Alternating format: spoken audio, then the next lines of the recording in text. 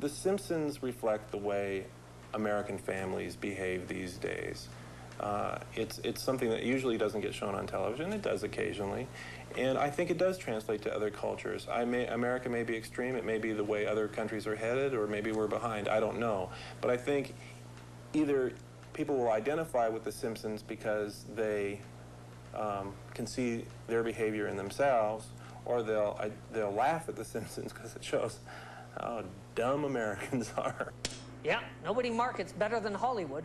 No comic book has ever caught the general public's imagination or pocketbooks the way The Simpsons have, or the Ninja Turtles have, or the Batman movie has.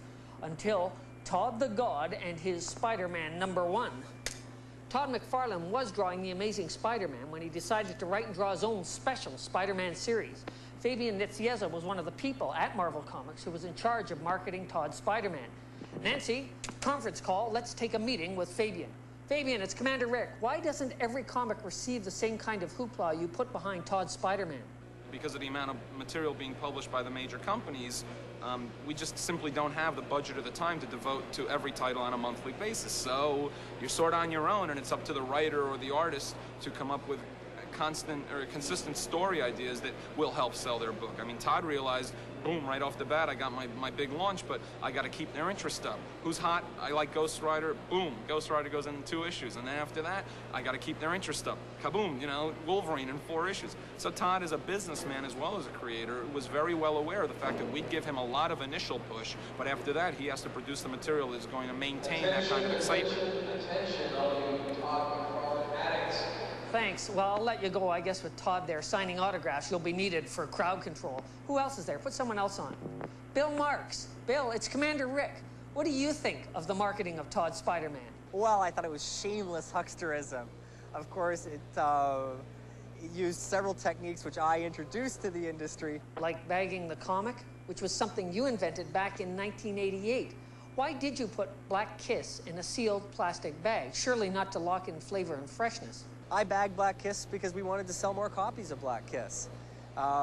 We told people we're bringing out this comic book. It's by a mainstream artist, Howard Chaykin, one of the most popular artists in the industry today. And I said, but it's dangerous. It's really dangerous. It's so dangerous, we've decided you can't have it. Well, all right, we'll let you have it, but we're going to put it in a bag. All right? So you can't read it until you've bought it. In fact, you should buy 2. So you can open the bag on one and read it and save the other in its bag as a collector's item. The whole idea was essentially to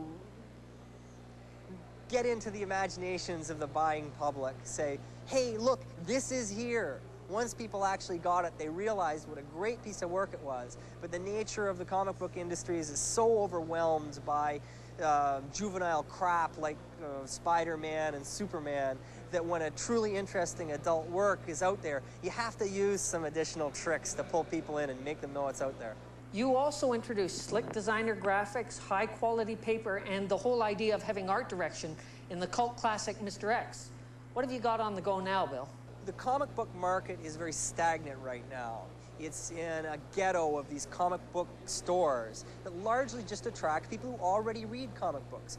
I'm thinking, well, how do we get people who like comic books interested in material? I said, well, let's find a large, recognizable audience that would enjoy reading comic books about something they're passionate about. Now, I happen to be a car racing fan. I drive myself, I go to the races, and I just love it. Now, Vortex has always been not only about publishing good material, but publishing material that I'm happy with. So here's the perfect marriage. I'm into car racing and NASCAR, the second most popular attendance sport in the United States, 13 million television viewers, consumers that are already oriented towards ancillary merchandise tied in with NASCAR.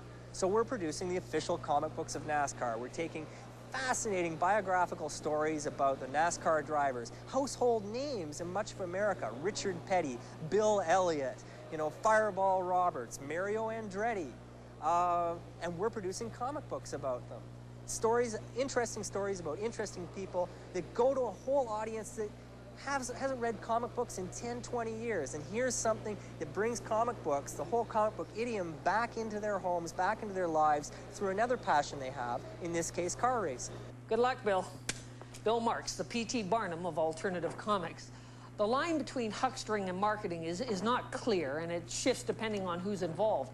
It's one thing to take an artist or writer's work and promote it and get people to know it exists. It's quite another thing to discover a market hole and quickly create a product to fill that niche. That's what junk food makers do, not artists. This is the Barbie restaurant. They feature Barbie food served by Barbie waitresses and prepared by our famous Barbie chef. But if you or Skipper come, don't bring American Express, because at the Barbie restaurant, they only take the Barbie card. Barbie, don't leave your Malibu beach house without it. Available in the Barbie comic book, because ownership has its privileges. Next week on Second Nature, body language. What do we really mean? What signals are we transmitting when we smack someone on the head and kick them around? Also, a retrospective on the gallbladder.